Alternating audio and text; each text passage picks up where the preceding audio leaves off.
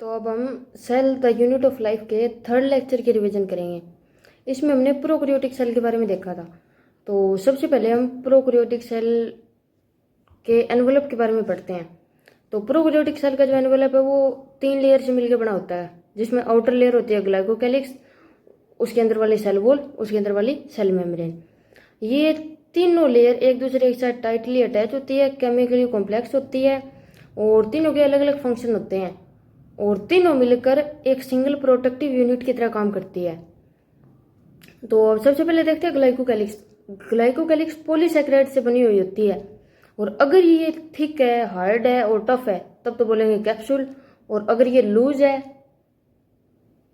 Smooth है तो इसको बोलेंगे स्लाइम लेयर।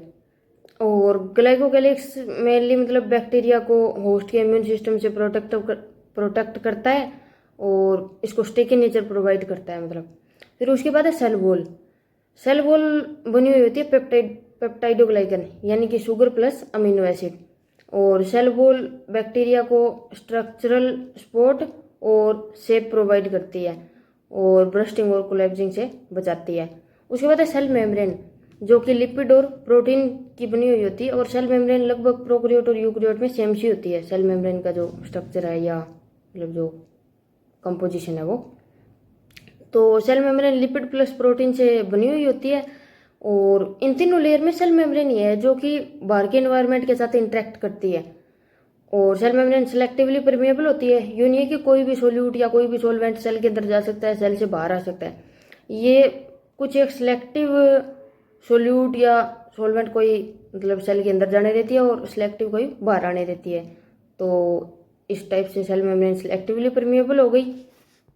उसके बाद सेल मेम्ब्रेन के एक्सटेंशन या इन्वेजिनेशन से जो स्ट्रक्चर बनते हैं वो देखते हैं। तो सेल मेम्ब्रेन के एक्सटेंशन से एक स्ट्रक्चर बनता है क्रोमेटोफोर, जो कि फोटोसिंथेसिस करवाता है। इसमें कुछ एक पिगमेंट होते हैं जो फोटोसिंथेसिस करवाते हैं और ये मेनली ब्लू ग्रीन एल्गी में होता है। तो क्रोमेटोफोर का यही था। और एक होता है सेल मेम्ब्रेन के इन्वेजिनेशन से स्ट्रक्चर बनता है, जो पिछले लेक्चर में पढ़ा था, मेसोसोम। तो मेसोसोम सेल मेम्ब्रेन के इन्वेजिनेशन से बनता है और ये respiration, DNA replication and its distribution to daughter cells और सेल वॉल सिंथेसिस और सिक्रेशन में भी हेल्प करता है। सिक्रेशन जैसे कि मतलब कोई प्रोटीन है उसको पेरिप्लाज्मिक स्पेस में रिलीज करवाएगा। पेरिप्लाज्मिक स्पेस वो होता है जो सेल वॉल और सेल मेम्ब्रेन के बीच में जो स्पेस होता है उसको पेरिप्लाज्मिक स्पेस बोलते हैं। तो मेसोसोम के यही फंक्शन थे मेन। और ये सरफेस एरिया को इंक्रीज करता है मेसोसोम। तो सरफेस एरिया को इंक्रीज करेगा तो एंजाइम कंटेंट को भी इंक्रीज करेगा। और ये 3 फॉर्म में हो सकता है, लेमिले, वेसिकल और ट्यूब्यूल। तो ये 2 स्ट्रक्चर हो गए सेल मेम्ब्रेन के इन्वेजिनेशन और एक्सटेंशन से बनते हैं अलग अलग। अब देखते हैं फिम्ब्रियाई और पिलाई। तो फिम्ब्रियाई शॉर्ट होती है, पिलाई लॉन्ग होती है। फिम्ब्रियाई मोर इन नंबर, पिलाई लेस इन नंबर। और फिम्ब्रियाई ब्रिस्टल लाइक और पिलाई ट्यूबुलर स्ट्रक्चर होता है, जो कि पिलाई है वो पिलिन प्रोटीन से बना हुआ होता है। पिलाई तो बैक्टीरिया के सेक्सुअल रिप्रोडक्शन में हेल्प करता है और फिम्ब्रियाई उसको होस्ट के एनवायरनमेंट से या रॉक वगैरह पे अटैच होने में हेल्प करता है।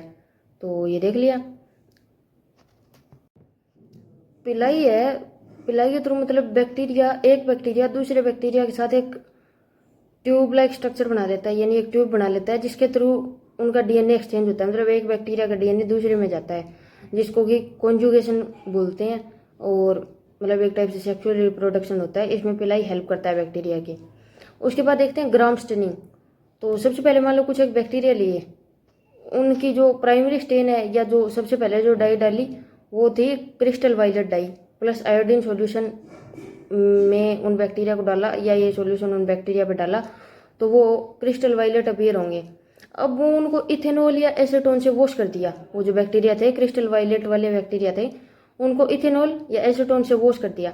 जो अभी भी जिनके ऊपर डाई रह गई, जो भी क्रिस्टल वायलेट है, वो तो ग्राम पॉजिटिव बैक्टीरिया। और जिन्होंने मतलब डाई को लूज कर दिया या जो कलरलेस हो गए वो ग्राम नेगेटिव बैक्टीरिया है, ये देखा था। अब बात करते हैं बैक्टीरियल फ्लैजेला के बारे में। तो बैक्टीरियल फ्लैजेला के 3 पार्ट होते हैं, बेसल बॉडी, हुक और फिलामेंट। तो बैक्टीरियल फ्लैजेला को सेल वॉल की एक्सटेंशन माना जाता है, क्योंकि इसके बर्वल साइड सेल मेम्ब्रेन के जो मतलब सेल मेम्ब्रेन नहीं होती, बैक्टीरियल फ्लैजेला के जो आउटर कवरिंग है उस पर सेल मेम्ब्रेन नहीं होती।